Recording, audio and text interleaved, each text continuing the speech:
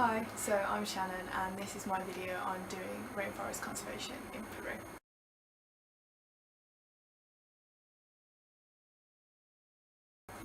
So I'm 19 at the moment and I'm about to go into my second year of studying geography at university, and it's really important to do something this summer that wasn't just productive but would also link to my degree. So I went on to Google and I typed in something that was like animal volunteering, and the first thing that came up was actually the Projects Abroad website, and they have a whole section that's dedicated to conservation, and they have projects that are in like Kenya, South Africa, Botswana, Fiji, all types of things like that. But I think the Peru one really stood out to me because it was the only one that was like really diverse with all the different types of animals that you could help out with and all the different types of activities. There's a rescue centre that houses all the animals that are in the lodge, and I think it's important for me from like a conservation point of view that it's not a zoo.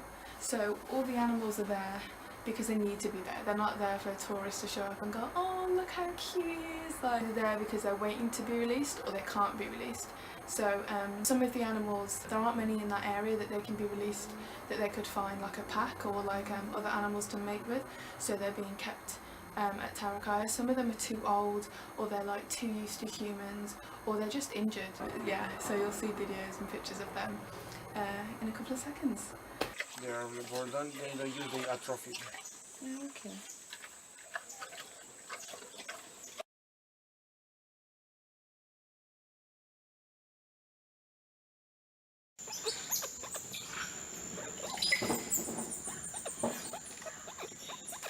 Hey.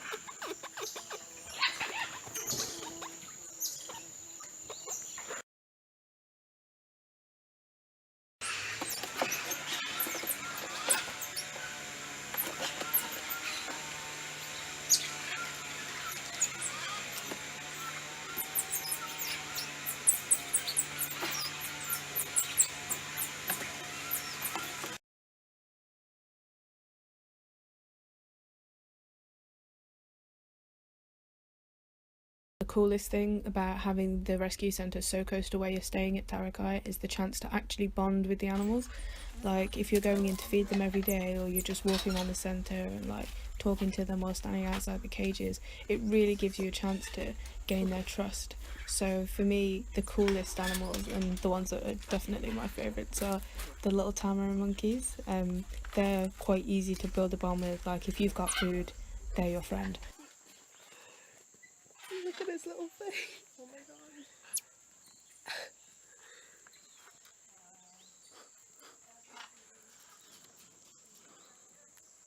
Oh, I just can't get it without the stupid fence. You know, it's fine. It's still cute.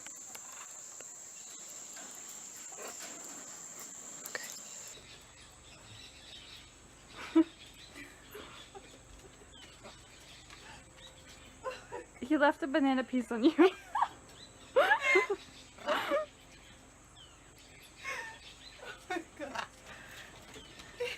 Some of my favourites I think have to be the tapir called Teo. I'm a big dog lover, and tapirs are just like really big weird dogs. So he's really cute.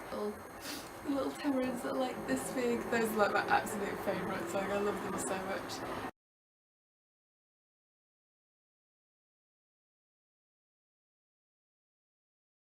So as well, because the lodge just like rely on volunteers to function essentially, there are a lot of tasks that you will have to do that are maybe not as fun, or maybe you wouldn't really want to do but you have to do anyway.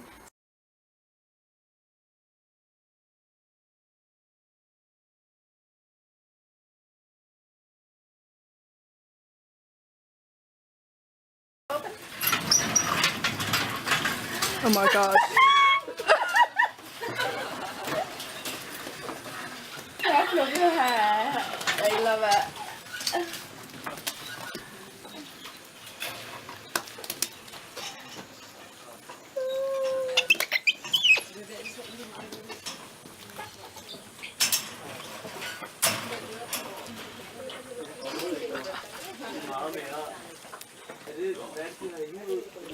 Det er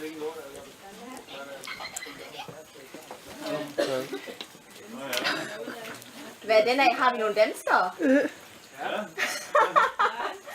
Fantastisk. Ej, hvor sjovt.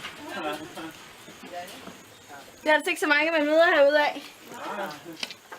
Du er frivillig, eller? Ja, så. But then some of the kind of more fun activities that you get to do is you get to do a canopy walk. Very scary, but amazing.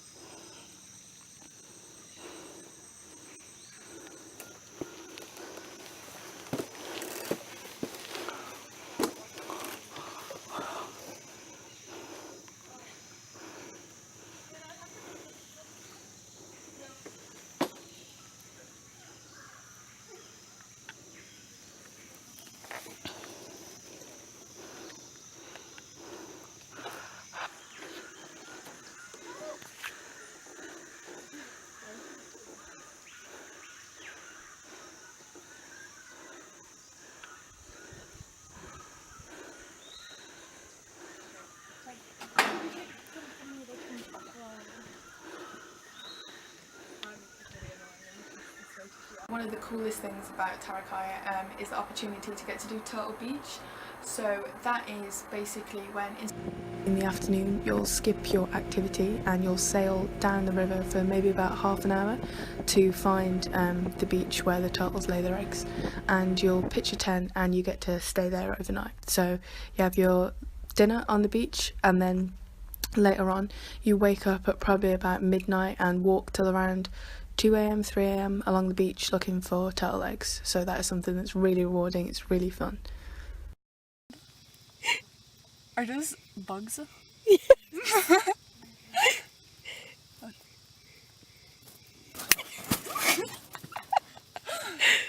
What they do at Tarakaya is they go out at night and search for these eggs, and then they like round them up and they bring them back to Tarakaya and they keep them in like an artificial beach, and then when they hatch they like re-release them. Opportunity to take some really cool pictures. Stars were amazing and the moon was like amazing. Like I've never, like sounds so cliche, but like I've never seen anything like it. I just spent all my time just like sat in the sand like, bruh. Another one of the activities I really enjoyed at Tarakaya was the Eco Walk, which is basically where a guy called Stuart, who's been at Tarakaya for about 15 years, walks you through the forest and points out cool stuff and tells you about all the plants and animals that live there. I think one thing to really emphasise about Tarakaya is that while it's like a holiday, it's not like a holiday, like it's a lodge that operates off volunteers, you know, like it's not a resort, there's no Wi-Fi, there's no phone signal, so like make sure you stress that to your family and friends before you go. There's no warm showers at all. The water comes straight from the river, so it's freezing, it's like brown, and like it's difficult to get used to. I think maybe my first 4 showers for me were like just really hard. On top of that, you're not allowed to flush toilet paper, so that's grim. All your toilet paper has to go in like a little bin in your bathroom, so there's that. And then also there's no door to your bathroom at all, so you'll have that to make sure that you get nice and cosy with everyone you're sharing a cabin with. Yeah, you are in the jungle, so there are bugs everywhere, and these bugs don't care if you've got repellent on, they don't care if you've got anti-whatever, no, they'll still bite you. I've got about 57 bites up and down my legs that are still there, and I've been home for about a month now.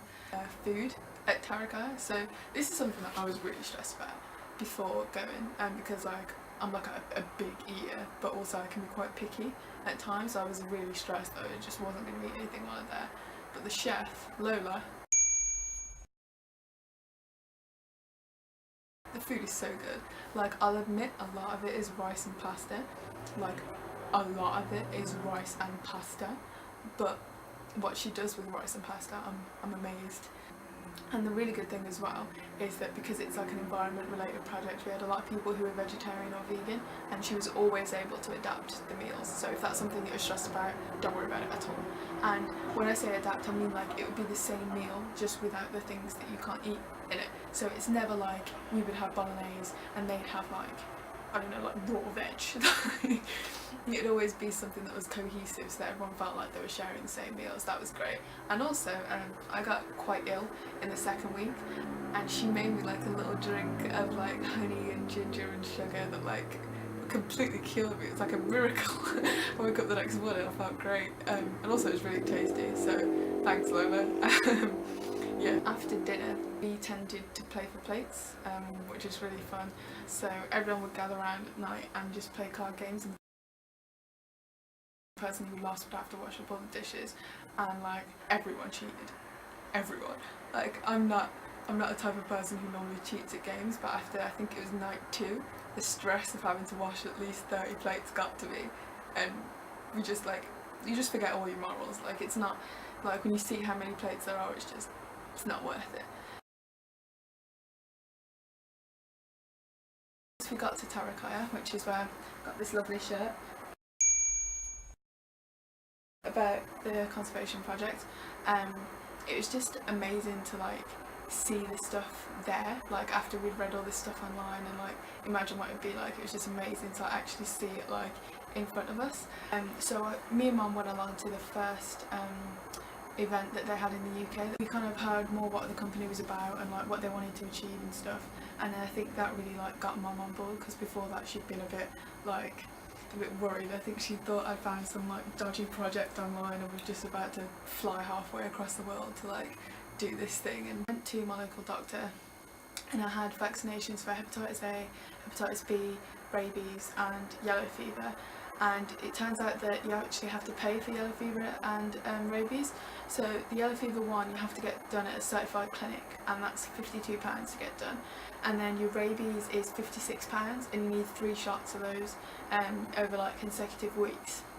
Put down a deposit, and then from that point you get put in contact with someone who's like the person on the ground who's in Peru, who's in charge of like making sure everybody knows what they're doing, making sure everybody gets there on time and everybody knows each other and everything.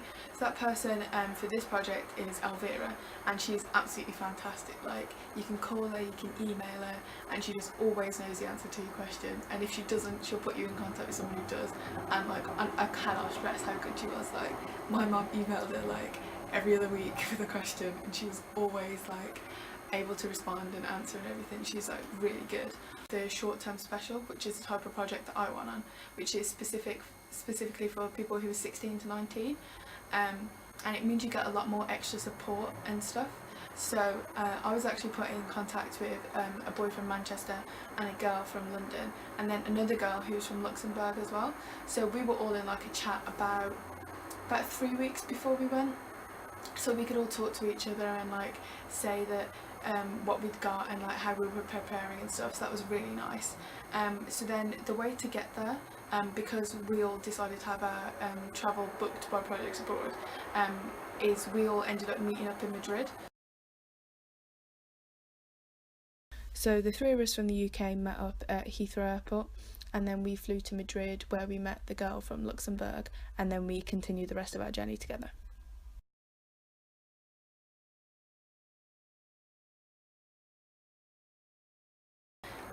And then from Puerto it was an hour boat journey down the Madre de Dios, which is where Tarakaya is. So it did take us about a day, maybe like a day and a half to actually get there from when we set off. So like it was like really tiring. People that you never would have met before. Like I can now confidently say I have friends from the Netherlands, I have friends from Denmark, Luxembourg, Malaysia, the US, Germany. I think after one night we were like really gelled, which sounds like a cliche, but again, like it's just amazing being around like different cultures and stuff and different languages. Like we had a guy called Kais. If you're watching this, I love it, I miss you so much. And he could speak like 6 languages, 7 languages, and for me, like, that's so cool. Like English people just don't learn other languages, so he could like speak to pretty much everyone, and I was like, but yeah, meeting other people there is like a really cool opportunity, I think. A final reflection, you'll be making memories that you're never gonna forget. So this is a picture of me and the other volunteers in the TV room after we watched Moana in the middle of the Amazon rainforest.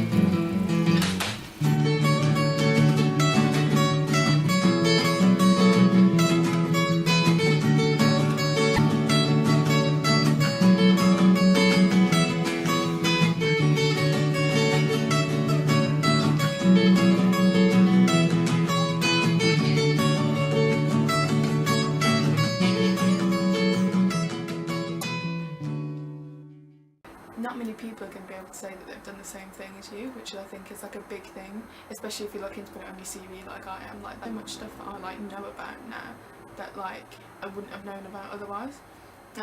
So an example, we learnt about a harpy eagle, which is apparently like the biggest bird of prey like ever, and we actually saw one like in the distance, like flying. And then like a week after we got back, like literally a week, there was a documentary on BBC Two about harpy eagles, and I was looking at my mum like, I know all that. Like the big thing, and I mean big, that I've kind of avoided talking about until I've got to the end of the video, because I wanted you guys to be able to see like everything that I've done and everything that I feel about it before I got to this, is the price. It is like an expensive thing to do. Like, it is an investment, and I think like the way I approached it was I had savings and like inheritance anyway, and I had like a summer job, so I could afford to pay for it, but it was very much like it was going to be something that was going to set me back like a lot. The project itself is something like 1.6k, like the cost of that, and then I think it's the cost of the flights that bumped mine up to like almost £3 grand, which is like so much money, like so much, especially because like I wouldn't say that I come from like a background where you can just dish out 3k, so it is like a very big thing to have done for me, and a very expensive thing to have done, but at the same time like it was worth it. I think it was worth it after about half an hour of like actually getting there. So yeah, that's kind of my video on it. And then also another thing is some of us were talking about doing like a reunion, but not just any reunion, a reunion in South Africa where they do the conservation there as well, so like safari stuff. So if any of you are watching this, this is an official thing that I want to happen in 2019, so please start saving now so we can do that. Yeah, thank you for watching.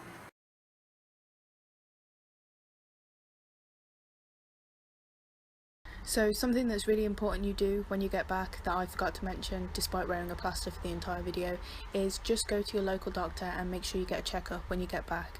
There are loads of things that you can pick up over there, from diseases to small bugs, so make sure you go, especially if you didn't get any vaccinations before going. Stay safe.